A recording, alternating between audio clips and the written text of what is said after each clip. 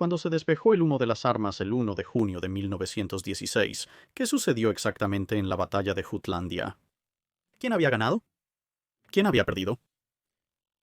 ¿Y qué resultado e impacto habría como resultado de ello en la guerra en general?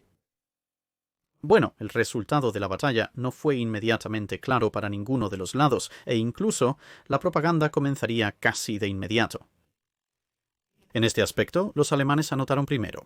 Incluso mientras Seydlitz descansaba sus huesos maltratados en el fondo del puerto, el 2 de junio de 1916, el gobierno alemán emitió un comunicado a la prensa mundial anunciando una gran victoria, reconociendo solo la pérdida de Pommern y Wiesbaden a cambio del aparente hundimiento de un acorazado británico, 2 cruceros de batalla, 2 cruceros blindados, un crucero ligero, un submarino de algún lugar y algunos destructores, que, curiosamente, estaba completamente en desacuerdo con la propia estimación de Scheer, que era que sus fuerzas habían logrado hundir Warspite, 3 cruceros de batalla, 4 cruceros blindados, 2 cruceros ligeros y 13 destructores. No obstante, se proclamaron festejos nacionales y un día de asueto infantil, un discurso que permanecería como la versión oficial germana hasta mediados de los años 50, con la Royal Navy teniendo que recorrer todo el camino de regreso a través del Mar del Norte, los británicos no pudieron contar sus pérdidas tan rápidamente, y la liberación temprana de los buques dañados para regresar a casa agravó la situación, ya que al mismo tiempo que los alemanes estaban transmitiendo su triunfo, todos los civiles en la costa este del Reino Unido podían ver eran unos pocos buques de alistamiento maltrechos cojeando hacia casa, lo que aparentemente respaldaba las afirmaciones alemanas. Mientras la flota llegaba y las tripulaciones desembarcaban, un flujo constante de telegramas y llamadas se extendía por el país, generando confusión, ya que algunos llegarían a casa para descubrir que amigos bien intencionados ya los habían reportado muertos. Warspite, uno de los primeros acorazados en regresar al puerto, fue apedreado con carbón e insultos desde el puente por el que pasó en su camino para reparaciones. En la tarde del mismo día, la Marina publicó una estimación preliminar de las pérdidas basada en los informes de Jellicoe. Para entonces, las pérdidas británicas eran prácticamente conocidas, mientras que las estimaciones de las pérdidas alemanas eran mucho más difíciles de medir con precisión, ya que muchas ocurrieron durante la noche. Pero la prensa británica, esperando que Jutlandia hubiera sido un segundo Trafalgar, tomó la mínima información como alguna forma de encubrimiento y secretismo y se hizo eco de la narrativa alemana, lo que provocó la publicación el 3 de junio de otra, y luego más tarde, el mismo día, una tercera estimación de las pérdidas alemanas, cada una mayor que la anterior.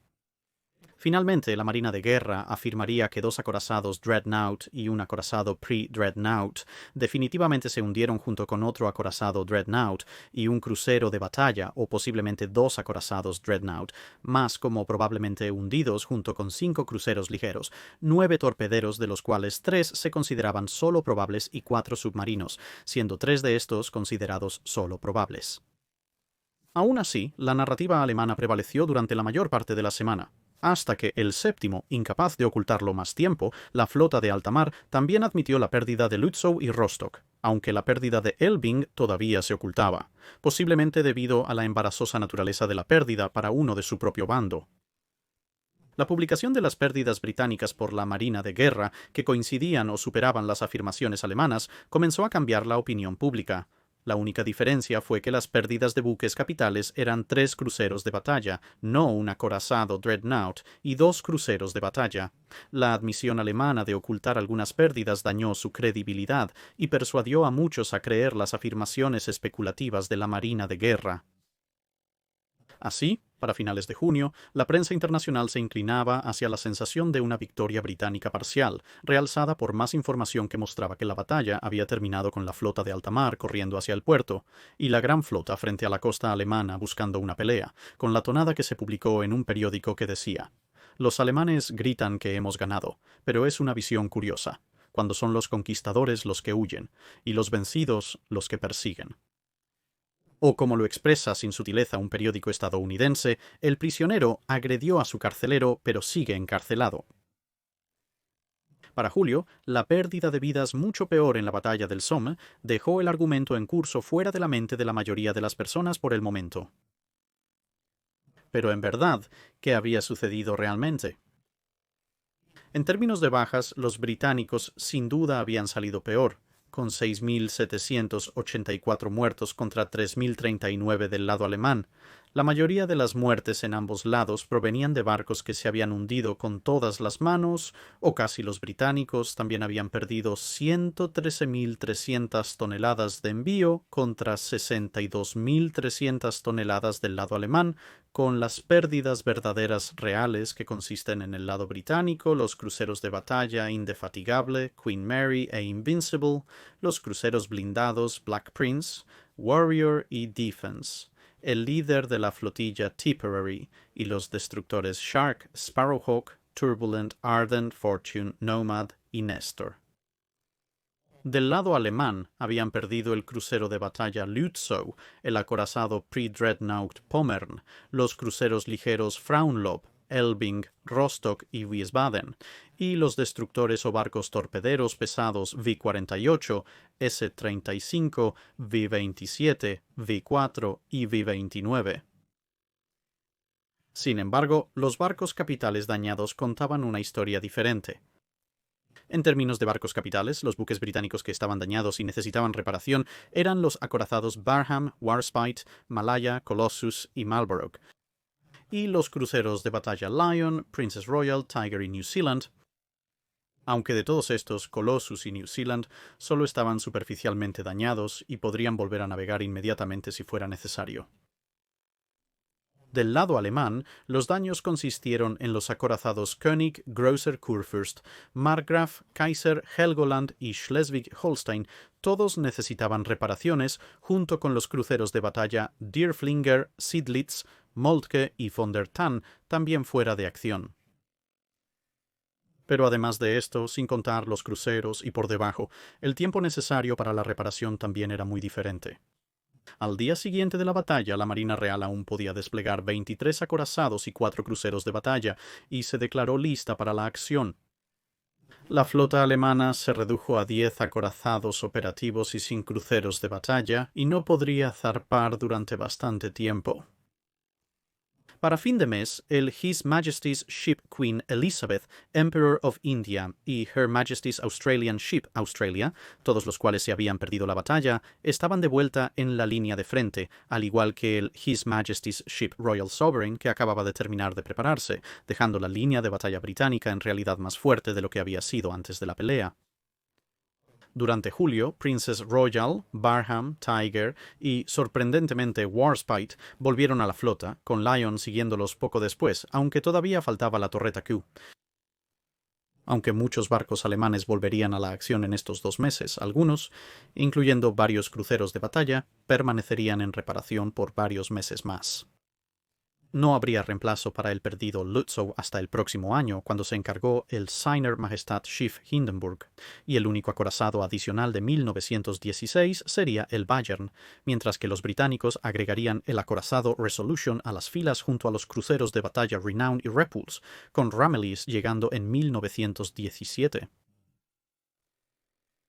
A pesar de las mayores pérdidas infligidas, la flota de alta mar terminó en desventaja numérica después de la batalla por el resto de 1916. Esto fue agravado por la insistencia de Scheer de que los dreadnoughts de la pradera nunca deberían navegar con la flota de alta mar nuevamente.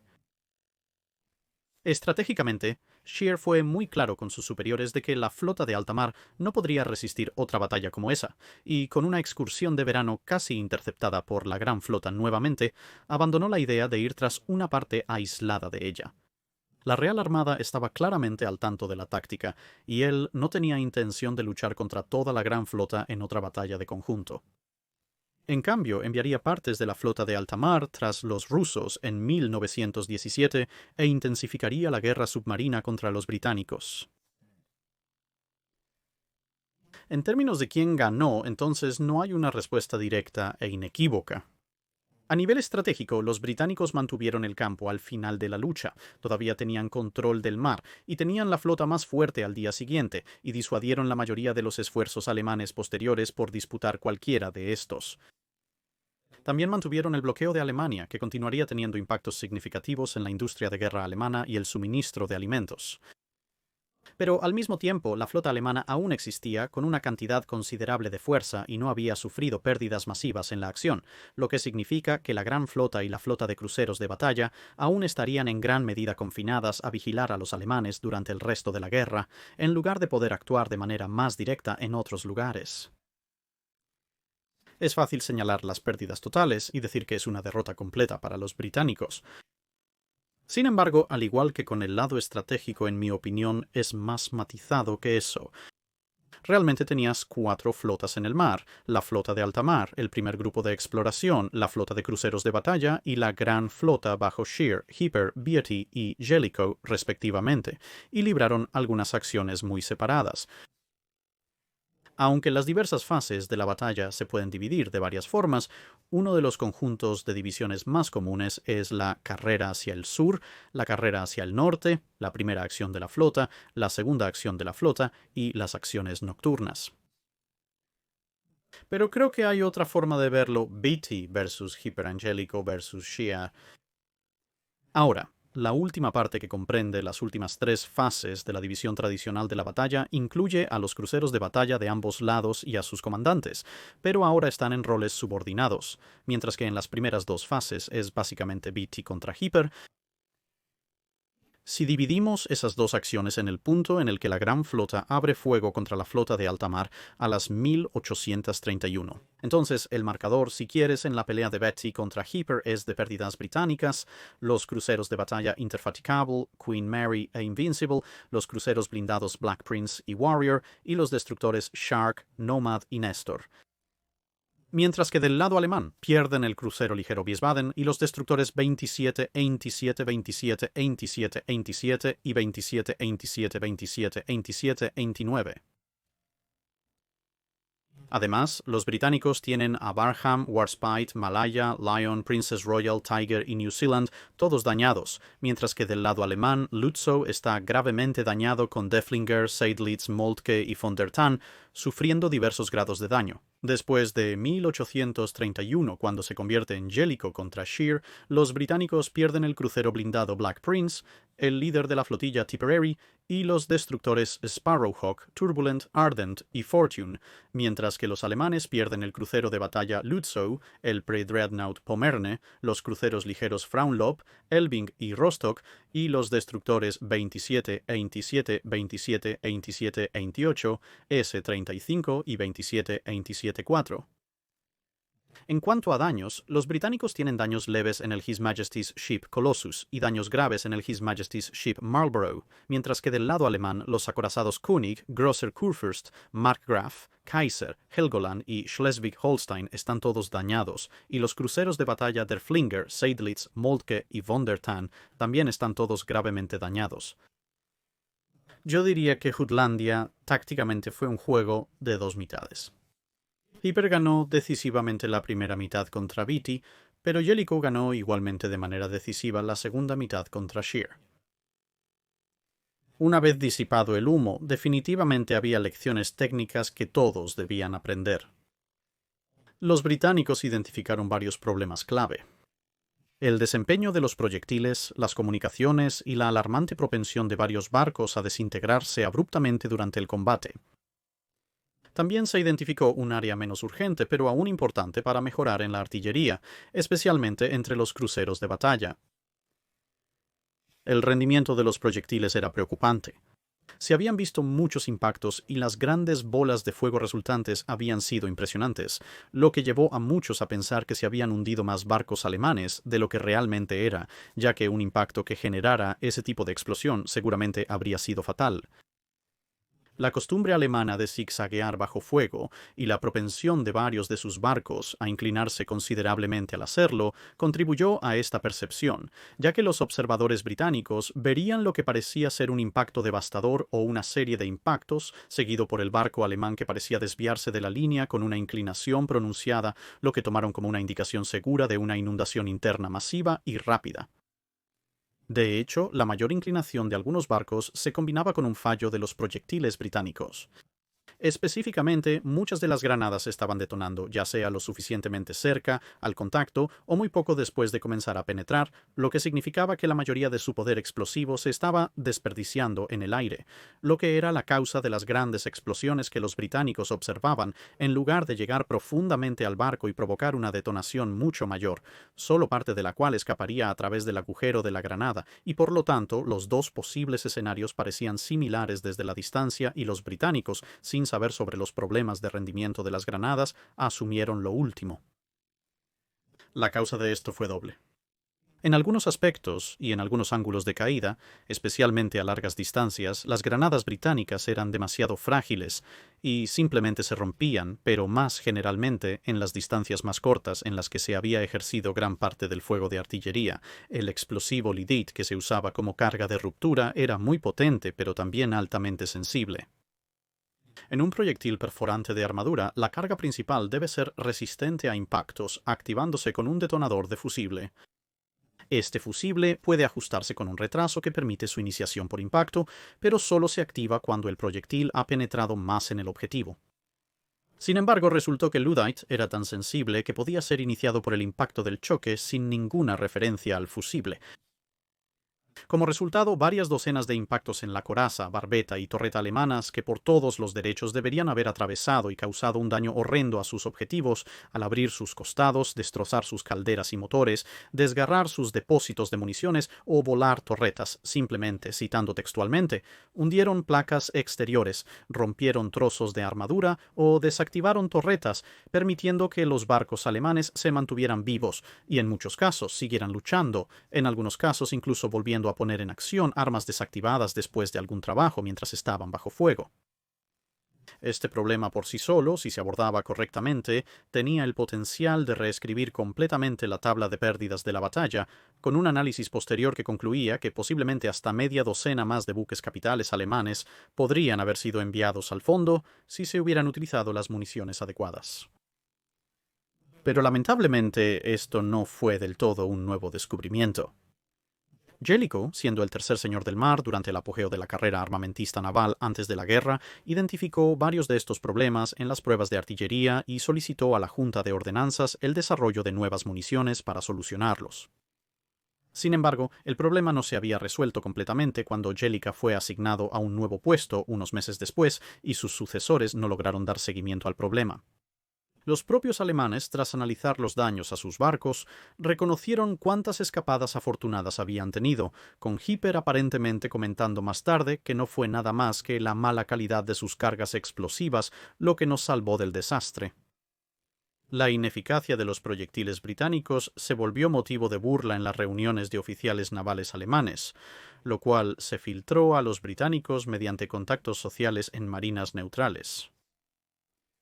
En un caso bastante triste de inercia, la almirantía no tomó completamente en serio este problema, y solo sería cuando Jellicoe fue ascendido a Primer Lord del Mar a finales de 1916 que pudo tomar medidas efectivas, reasignando las conchas existentes para mover a los peores infractores a la reserva e iniciando el proceso de desarrollo de lo que eventualmente se conocería como las conchas Green Boy, que finalmente llegarían a la flota a principios de 1918, justo a tiempo para que no ocurriera el último enfrentamiento de la flota de alta mar.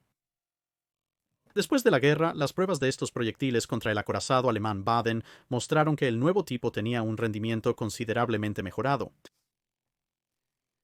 La comunicación era un problema irritante, aparte de la necesidad no expresada de tener realmente oficiales de señales que supieran lo que estaban haciendo, ya que el nivel de claridad y cumplimiento con las señales de bandera en prácticamente todas las partes de la Marina Real que no estaban recibiendo órdenes del His Majesty's Ship Lion había sido mucho más alto. Aparte de eso, había un reconocimiento general de que con tantos barcos espaciados a tanta distancia, especialmente una vez que se involucraba el humo del embudo y del cañón, leer las banderas de señales era algo difícil en el mejor de los casos, antes de que el tiempo sombrío y la oscuridad posterior del campo de batalla se sumaran a eso. Estos problemas también afectaban a la lámpara de señales, la copia de seguridad de la bandera que además podía ser leída accidentalmente por el enemigo, sobre todo de noche. Esto había permitido que un número de barcos alemanes se acercaran mucho más sin ser disparados de lo que deberían haber sido por cualquier derecho, así como el pequeño problema secundario de que la lámpara de señales señalaba exactamente dónde te encuentras. A pesar de la presencia de la radio en la Gran Flota, existía una resistencia generalizada a utilizarla debido a una aplicación excesiva de la política razonable de minimizar las señales de radio durante la navegación para reducir las posibilidades de interceptación enemiga. Mientras que el uso mucho más liberal de la radio por parte de los alemanes resultó mejor para ellos en la batalla, pero al mismo tiempo fue lo que había llevado a la Gran Flota a saber que estaban en el mar en primer lugar. También existía la posibilidad de interferencia alemana y especialmente en la acción nocturna, una renuencia general a comunicarse realmente con los escalones superiores del mando cuando se pensaba erróneamente que podían ver por sí mismos lo que estaba sucediendo o, de hecho, para muchos de esos oficiales para mostrar realmente iniciativa y con las excepciones de situaciones desesperadas como Windy Corner o oficiales como Sturdy, que se mantenían cerca del centro de la flota porque se sentía que era un poco demasiado libre pensador. Todo esto llevaría a una serie de reformas, incluyendo nuevas señales, mayor libertad de acción para los comandantes de escuadrón e instrucciones explícitas para informar lo que se veía, así como ejercer un pensamiento más independiente en todo momento, aunque muchos de estos cambios culturales serían más graduales e incrementales que algunos de los problemas puramente técnicos más fácilmente solucionables. Pero quizás el problema más inmediato fue porque 3 cruceros de batalla y 2 cruceros blindados habían detonado como gigantescas bombas flotantes con uno o dos otros barcos como el León, evitando por poco un destino similar. Aquí los problemas eran muchos y complicados, no ayudados por una confusión de información, en parte deliberada y en parte accidental, en los años siguientes a la batalla. Además, incluso después de resolver todo eso, los detalles sobre las grandes pérdidas de barcos siguen sin ser completamente uniformes. Se dio mucha cobertura en su momento y más tarde a los aparentes problemas con la falta de armadura en los cruceros de batalla británicos de la época, y esto se confundió en algún momento diciendo que la armadura de cubierta era insuficiente. Este último punto puede refutarse de inmediato. En ningún barco sobreviviente se violó nunca la armadura de la cubierta, y de hecho, cuando calculas el ángulo de caída del disparo, así como la penetración de la armadura y el rango en el que se estaban intercambiando los disparos en Jutlandia, se vuelve rápidamente evidente que las penetraciones de la armadura de la cubierta se vuelven no solo extremadamente improbables, sino casi físicamente imposibles en casi todas las instancias consideradas. El rango es demasiado cercano y los ángulos de caída muy poco profundos para representar un peligro al delgado revestimiento de la cubierta de los barcos capitales de la Primera Guerra Mundial. No obstante, la armadura de cinturón y torreta era un tema aparte. Aunque había 2 lados en el enfrentamiento de los cruceros de batalla, realmente había 3 amplias familias de diseño de barcos presentes en ese momento. Los barcos alemanes eran una escalada lineal bastante clara de protección y potencia de fuego comenzando desde Rom der Tann, pero el contingente británico tenía 2 tipos muy diferentes de crucero de batalla. Las clases Invencible e Incansable originalmente se llamaban cruceros acorazados Dreadnought por una razón. No tenían mejor protección en general que los cruceros acorazados que reemplazaron. Las caras de la torreta principal medían 1 pulgada menos de espesor, y la armadura de cinturón del Indefatigable era en algunos lugares más delgada que la de los Minotauros y Guerreros. Su protección era completa contra proyectiles de 5.9 pulgadas u 8.2 pulgadas si se disparaban a una distancia que, para ser justos, es para lo que fueron diseñados para luchar y, por lo tanto, para resistir. Pero sus cañones de 12 pulgadas habían impulsado a los alemanes a construir sus propios barcos con ese calibre de proyectil mucho mayor en mente, y a cambio, el fuego de los cañones alemanes de 11 y 12 pulgadas era perfectamente capaz de atravesar cualquier parte de la armadura vertical de estos 2 barcos más antiguos a cualquier distancia que los cañones alemanes pudieran alcanzar, y más tarde las distancias a las que podrían esperar realísticamente acertar, asumiendo impactos de costado, por supuesto. Por otro lado, los barcos británicos Lion, Princess Royal, Queen Mary y Tiger, aunque no tan blindados como los alemanes, tenían al menos 9 pulgadas de armadura en su cinturón principal y las caras de las torretas, suficiente para detener proyectiles de 11 y 12 pulgadas a distancias razonables y medias a largas, como se demostró en el intenso bombardeo que barcos como el Tiger experimentaron sin violaciones importantes de sus sistemas de protección.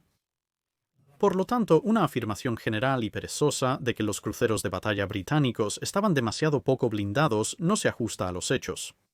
Sin embargo, los cruceros de batalla anteriores eran muy vulnerables a las penetraciones y eso ciertamente no ayudó. Pero al final, el problema principal fue una combinación de los propelentes utilizados y cómo se manejaron. Ambos bandos entraron en la guerra con propelentes que podrían arder descontroladamente si recibían un impacto. De hecho, el Seiner Majestat Schiffseilitz estuvo a punto de hacerse explotar en la batalla de Dogger Bank cuando recibió un impacto debido a este factor. Pero los británicos no habían sufrido tal impacto en ese u otros enfrentamientos similares, por lo que se perdió la oportunidad de aprender una lección directa antes de Jutlandia. Además, el propelente británico, que consistía en mezclas de cordita, presentaba varios problemas. Aunque era muy energético y por lo tanto lanzaba proyectiles con considerable entusiasmo, los agentes estabilizadores se deterioraban con el tiempo y estos gradualmente filtraban cristales y polvo de subproductos extremadamente inflamables como la nitrocelulosa. También se almacenaba en bolsas de seda en lugar de en carcasas de metal en su mayor parte.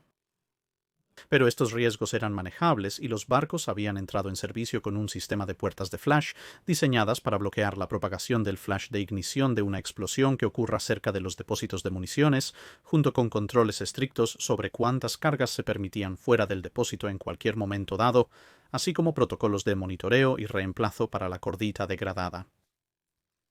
Pero con el inicio de la guerra, la falta de grandes fortificaciones costeras modernas desencadenó un proceso que resultaría en múltiples explosiones fatales de depósitos de municiones.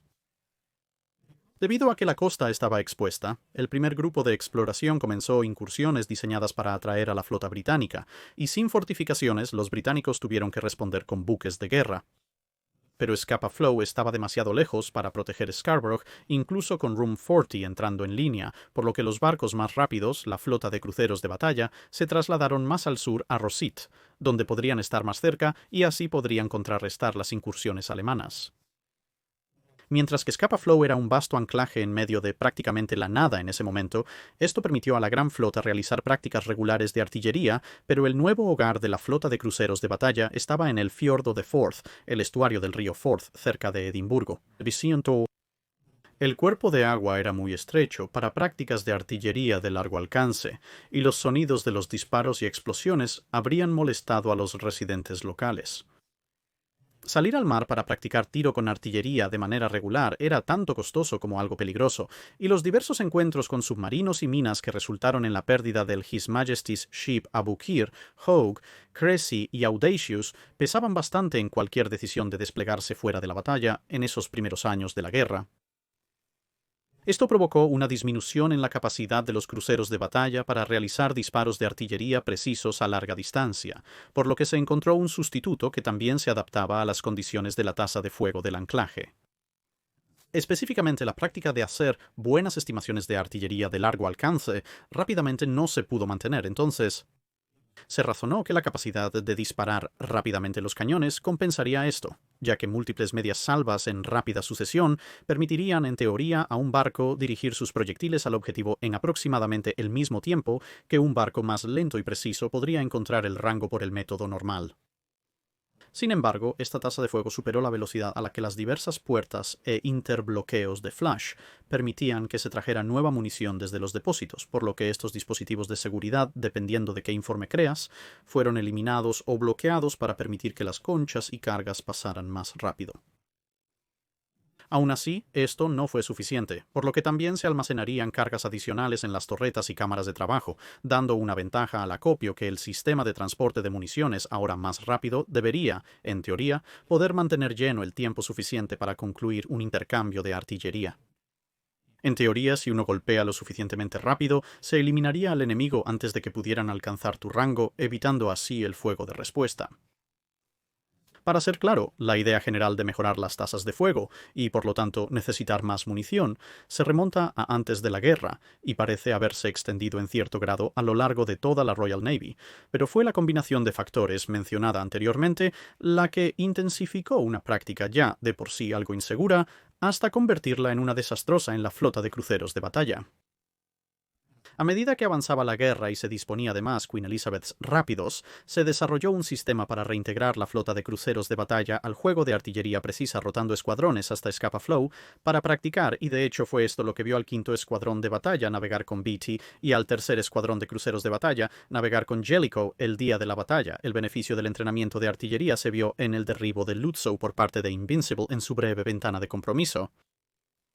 También es notable que una de las razones por las que Tiger pudo sobrevivir al inmenso castigo que soportó fue que cuando el nuevo barco llegó a la flota de cruceros de batalla y se le instruyó en los diversos métodos prescritos para aumentar su tasa de fuego, el capitán del Tiger sonrió rápidamente, saludó y luego volvió a su barco y se negó a implementar la mayoría de ellos. De hecho, incluso en otros lugares se extendía la sensación de que las cosas se habían vuelto demasiado inseguras. A bordo del His Majesty's Ship Lion, los artilleros implementaban medidas para reducir las cargas propulsoras fuera de las revistas y cerraban algunas puertas de flash, lo que probablemente ayudó cuando llegó la batalla. Pero lo que resultó de estas prácticas fue un sistema en el que, en caso de un impacto que atravesara los lados del techo de la torreta, o alguna otra parte de la disposición de la torreta o barbeta, en lugar de haber un pequeño estallido en unas pocas docenas de bajas, en su lugar se produciría una quemadura mucho mayor de cordita. El fuego viajaría por los sistemas abiertos de manejo de municiones. Incluso con las puertas de flash cerradas, estas no podrían manejar la excesiva sobrepresión causada por las cargas apiladas, y el fuego llegaría a las revistas. Una vez allí, a menos que ya estuviera inundado como la torreta Q del León, la revista ardería y el barco se convertiría brevemente en una bomba gigante. Lo ocurrido en la torreta del León también indicó lo que podría pasar en otros sitios. El golpe en sí no causó el mortal sobredestello, pero sí lo hizo un estallido de fuego algún tiempo después, provocado por un pedazo de metal aún caliente. De manera similar, ambas explosiones a bordo del Indefatigable, la primera que voló la popa y la dejó inutilizada, y la segunda que detonó las revistas delanteras, parecen haber estado separadas de los golpes reales que probablemente son la causa raíz de ellas por unos 30 segundos o más. Dentro de una semana después de la batalla, la Marina Real estaba bastante segura de que estas prácticas fueron la causa principal o una gran parte de ella. Entrevistas posteriores a los supervivientes confirmaron estos descubrimientos. Aunque había dejado que el problema se desarrollara bajo su mando, para darle al menos algo de crédito, Beatty actuó bastante rápido en las secuelas, emitiendo una serie de instrucciones para mejoras, algunas de ellas nuevas, otras tan horrorosamente simples como reinstalar la protección contra destellos que se había eliminado. En el lado positivo, la Gran Flota en sí estaba relativamente satisfecha de que su sistema de disparo dirigido controlado centralmente era generalmente superior al de los alemanes, lo que les permitía obtener más aciertos, aunque el pacto que los artilleros de Iron Duke tenían con los poderes superiores aparentemente no era replicable en toda la flota. Dicho esto, se recomendó actualizar la flota a los telémetros más nuevos y más grandes que se habían encontrado en los Queen Elizabeths y los Rs, al mismo tiempo que se extendían las disposiciones de disparo dirigido para incluir la instalación en barcos más pequeños, así como en las baterías secundarias de los acorazados. Por el lado alemán, reconocieron dos problemas principales a nivel técnico: falta de potencia de fuego y falta de alcance de los cañones. Los alemanes habían reconocido que sus cañones de 11 y 12 pulgadas eran inadecuados para combatir los modernos barcos británicos. Varios cruceros alemanes quedaron ineficaces tras recibir pocos impactos de los defectuosos pero más grandes proyectiles británicos, mientras que el Tiger y el Princess Royal resistieron múltiples impactos de los cañones alemanes sin gran impedimento, a pesar de su menor protección. La clase Bayern ya había pasado a cañones de 15 pulgadas desde los cañones de 12 pulgadas de los Königs, y por el lado de los cruceros de batalla, el Hindenburg ya había sido lanzado, por lo que poco se podía hacer allí, pero los primeros 4 de los 7 planeados de la clase Mackensen estaban bien en construcción. Esto los hizo demasiado costosos para reconstruir con un armamento más grande, aunque ya se habían planeado con cañones de 350 milímetros o 13.8 pulgadas, pero los últimos 3 aún no se habían colocado, y por lo tanto el diseño fue modificado a la clase Ersatz York, para la cual estos barcos verían una mejora a cañones de 15 pulgadas para igualar a los de la clase Bayern. Del mismo modo, se desempolvaron los planes para el sucesor planeado de Bayer, los L-20A Alphas, y el armamento también se incrementó, esta vez de cañones de 15 pulgadas a cañones de 420 milímetros o 16.5 pulgadas. Cuando se trató de alcance, las elevaciones de los cañones ya se habían aumentado un poco en varios barcos, pero ahora los nuevos diseños se alteraron para tener una elevación aún mayor desde el principio, y los barcos en servicio fueron llevados para abrir un poco sus propias torretas para aumentar aún más la elevación máxima, y por lo tanto, el alcance.